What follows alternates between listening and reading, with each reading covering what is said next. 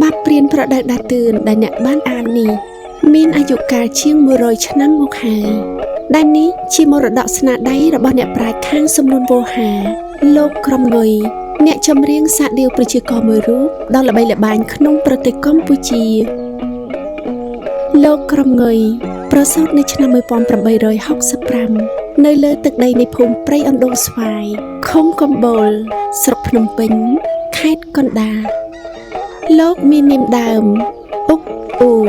ប៉ុន្តែមាតាបិតាលោកហៅក្រៅថាងុយហើយនាមនេះក៏បានជាប់រហូតមកដល់សព្វថ្ងៃកាលលោកនៅវ័យកុមារលោកត្រូវបានឪពុកនាំយកទៅរៀនសូត្រអក្សរសាស្ត្រខ្មែរក្នុងសំណាក់លោកគ្រូចៅអធិការវត្តអង្គបឹងចោលោកក្រមងុយគឺជាក្មេងម្នាក់ដែលមានភាពឧស្សាហ៍ព្យាយាមនិងយកចិត្តទុកដាក់ក្នុងការរៀនសូត្រលោកបានបួសជាសាមណេរចេះធម៌អាជ្រៅជ្រះហើយកាលពេញវ័យ21ឆ្នាំលោកក៏បានបំពេញឧបសម្បទាជាភិក្ខុភិរៈពេញលេញដោយបានសិក្សានិងប្រែព្រះគម្ពីរព្រះធម៌ព្រះត្រៃបិដកពីបាលីមកភាសាខ្មែរ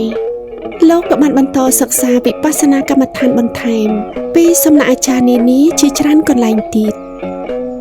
លុះចំណេះដឹងលោកបានសមគួរនឹងប្រកបរបរចិញ្ចឹមខ្លួនលោកក៏បានលាចាកសិក្ខាបទមកប្រែជីវភាពជាគ្រហស្ថវិញមិនយូរប៉ុន្មានលោករស់នៅជាអ្នកស្រែចម្ការធម្មតាហើយក៏បានរៀបអាពាហ៍ពិពាហ៍ព្រមទាំងបានកូន6នាក់ដែលមានឈ្មោះជួងជេងចាជីងចុងនិងជេវក្នុងជីវភាពជាកសិករនេះកវីក្រមងុយមានប្រជាប្រិយភាពខ្លាំងខាងវោហារនិងល្បិចលើកបំណាភ្លាមច្រៀងឡើងជាមួយនឹងសំនៀងសាដៀវយ៉ាងពីរោះព្រមទាំងមានចំណេះដឹងខាងធម៌អាខ្ពង់ខ្ពស់ដែលធ្វើឲ្យអ្នកភូមិស្រុកស្រឡាញ់និងហៅលោកថាភិរមងុយតាមរយៈការច្រៀងក្តីទេសនាក្តីលោកតែងលើកយកបញ្ហាជាបច្ចុប្បន្នភាពក្នុងពេលនោះមកធ្វើជាប្រធានបទដូចជាការប្រកបមុខរបររកស៊ីការជ្រើសរើសគូស្រករភាពក្រីក្រការជិះជាន់សង្កត់សង្កិនរបស់បរទេសការបាត់បង់ឯករាជ្យចំនួនបែកបាក់សាមគ្គីឬការរីករាលនៃវប្បធម៌អក្សរសាស្ត្រខ្មែរលក្ខនិងលក្ខកិត្តិស័ព្ទល្បីល្បាញខាងសំនួនវោហាររបស់កវីអ៊ូនេះបានលើកខ្យល់ខ្ចាយទៅដល់ព្រះមហាក្សត្រព្រះករុណាជាអម្ចាស់ជីវិតលើត្បូងព្រះស៊ីសុវត្ថិបានត្រាស់ហៅលោកឲ្យចូលគាល់និងច្រៀងថ្វាយលួងព្រះស៊ីសុវត្ថិពេញព្រះទ័យនឹងថ្វីមាត់របស់លោកណាស់ទើបអនុញ្ញាតឲ្យលោកចូលបម្រើក្នុងក្រុមភ្លេងព្រះបរមរាជវាំងហើយប្រទានងារអ្នកភិរមភាសាអ៊ូ